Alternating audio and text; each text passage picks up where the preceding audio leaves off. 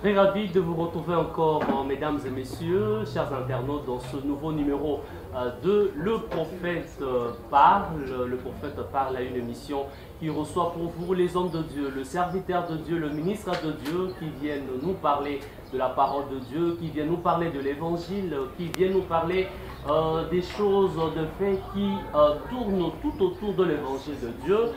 Alors, merci beaucoup de nous suivre de partout à travers le monde. Nous avons reçu pour vous l'homme de Dieu, le serviteur de Dieu, oui, s'il faut le dire ainsi, c'est un serviteur de Dieu, il n'est pas prophète, c'est un serviteur de Dieu tout court. Lui s'appelle Joe Muzongo qui va nous parler des cultes et ses impacts. Suivons ces portes publicitaires et on se retrouve tout juste après pour la continuité de notre émission.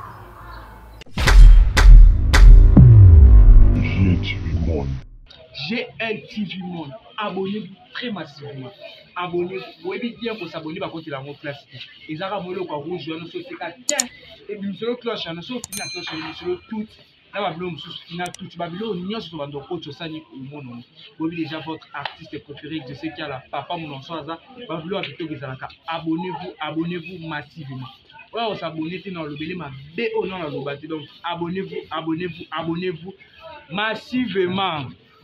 Voilà, donc nous comprenons que notre invité, l'homme de Dieu, a vraiment de la matière à nous donner, mais nous sommes pressés par le temps. Voilà. Très rapidement, dites-nous un peu, quelles sont les caractéristiques d'un bon culte? Un vrai culte est centré sur la personne de Jésus-Christ de Nazareth. Voilà. Lorsque vous voyez dans un culte, les gens prendre la place de Jésus, comprenez que ce n'est pas un vrai culte. La Bible dit au commencement était la parole. La parole était avec Dieu et la parole était Dieu. Dans Colossiens chapitre 1er, la Bible dit que c'est par Jésus tout a été créé et c'est pour lui que toutes choses ont été créées. La Bible dit c'est par Jésus et pour Jésus que toutes choses ont été créées. Et toujours dans le livre de Jean chapitre 1er, la Bible dit sans la parole, rien de ce qui a été fait n'a été fait sans la parole. Donc nous comprenons que Jésus c'est la parole qui doit venir au commencement et qui doit aussi toucher la fin de toutes choses. Lorsque Jésus n'est plus le centre du culte, en ce moment-là, on peut dire que le culte n'est plus authentique. Le culte n'est plus celui dont Christ désire dans l'Église. Donc, un vrai culte, c'est celui qui place Christ au centre.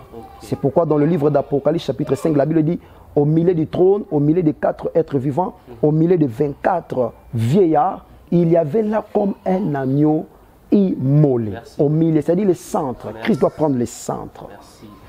En tout cas, on comprend que je sens vraiment que notre invité a vraiment de la matière, comme je le disais là. Mais nous devons aller vite, plus vite. Voilà. Dites-nous un peu, quelles sont les choses à éviter dans un culte? Nous devons éviter les sacrilèges. Les sacrilèges, c'est le fait de saboter les sacrés. Vous voyez, aujourd'hui, il y en a qui viennent dans l'église, par ignorance, ils arrivent à saboter les sacrés. Aujourd'hui, puisque vous allez voir que ça se passe trop dans des églises où peut-être il n'y a pas de carreaux, vous voyez. Dans une église, quelqu'un vient dans une église, puisqu'il n'y a pas de carreaux, il peut jeter facilement sa salive. Vous voyez, c'est déjà le manque du sacré. Nous devons, la deuxième des choses, si je peux dire, nous devons éviter de prendre la place de Jésus dans les cultes. Ce sont des choses que nous devons éviter. Un pasteur ne peut pas prendre la place de Jésus dans le cœur des fidèles. Quelle que soit la manière dont Dieu vous utilise, ne prenez jamais la place de Dieu dans le cœur de croyants et tant que pasteur. Il faut éviter ces choses. Merci, c'est vraiment un message édifiant, un message très saillant. Notre papa, dites-nous un peu, aujourd'hui nous avons, je peux dire, ça devient phénoménal tout ça. Il y a des églises qui naissent comme des champignons. Quelqu'un qui se réveille un bon matin et il s'est dit, oh non pasteur, voilà Dieu m'a appelé. Ça devient un peu compliqué. Dites-nous un peu rapidement, c'est quoi? C'est dû à quoi? C'est la souffrance? Les choses ne vont pas bien dans ce pays ou comment? En tout cas, c'est un sujet assez complexe. Mais déjà, quand je lis Romains chapitre 1er, le verset 1er, Paul dit, Paul, serviteur de Jésus, appelé à être apôtre. C'est-à-dire, on ne devient pas un ministre de la parole seulement pour le devenir. C'est l'appel qui nous qualifie. C'est l'appel de Dieu. Tu peux avoir des diplômes théologiques, mais cela ne t'octroie pas le droit de devenir ce que tu veux dans le royaume des cieux. Tout dans le royaume des cieux est question d'appel. Tu dois d'abord être appelé. Et aujourd'hui, il y en a qui se réveillent un bon matin parce qu'ils souffrent. Et d'ailleurs, j'ouvre une parenthèse pour dire à une personne, à ceux qui sont en train de me suivre maintenant, que on ne devient pas pasteur parce qu'on a souffert dans la vie. On ne devient pas pasteur parce que tu as échoué à la médecine, tu as échoué peut-être à l'agronomie, tu as échoué dans telle ou telle faculté. On devient pasteur parce que nous avons été appelés. Sans appel, on ne peut pas prétendre être quelque chose dans le royaume des cieux. Même pour recevoir Jésus, même pour être sauvé, tu dois recevoir l'appel. L'appel que l'on appelle souvent l'appel au salut. Tout est question d'appel dans le royaume. En tout cas, il y a tellement de choses à dire, mais on ne saura le dire pour l'instant. Vous allez revenir, on va faire appel à vous. Yes. Vous reviendrez prochainement, comme ça vous allez vraiment vous étaler et donner vraiment de la matière aux enfants de Dieu qui nous suivent de partout à travers le monde. Ouais. Votre mot de la fin, rapidement, votre mot de la fin. En tout cas, par rapport à l'émission, tout ça. En tout cas, je bénis le Seigneur pour cette émission. Oui. J'ai beaucoup apprécié l'émission puisque cette émission est en train de combattre l'ignorance.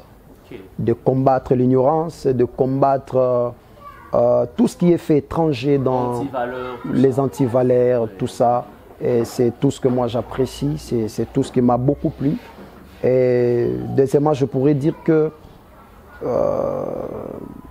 puisque nous avons parlé du culte et ses impacts, voilà. Alors Jésus doit revenir au centre. Jésus doit revenir au centre.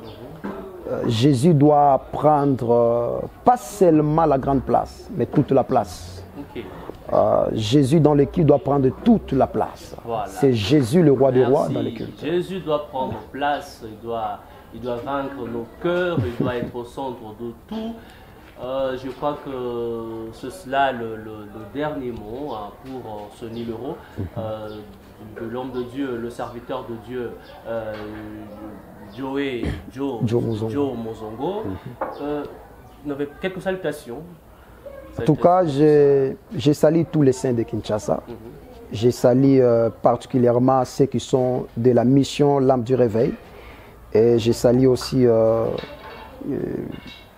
le coordonnateur de mission L'âme du réveil, aussi Nicadima. Voilà. En tout cas, je salue tous ceux qui m'aiment. En tout cas, que l'Éternel vous bénisse. Voilà. Mesdames et messieurs, c'est vraiment intéressant. Merci de nous suivre. N'arrêtez pas de vous abonner. Abonnez-vous massivement à notre chaîne GL TV Monde. En tout cas, vous ne serez jamais déçus. Nous avons de très bonnes thématiques. Des thématiques qui vont vous édifier, des thématiques qui vous aideront à comprendre la vie, certaines réalités, comme cette émission par exemple, ça vous fortifie encore, ça vous oriente, vous donne des instructions concernant les choses de Dieu, tout ça, le royaume des cieux. Vraiment, en tout cas, c'est pas facile. Efforçons-nous à mettre en pratique tout ce qui se dit ici. C'était là votre humble serviteur Mike Monda, il pousse à la présentation. Et je remercie vous tous qui nous avez suivis. Je remercie le patron de la chaîne, Glody Lopatanga.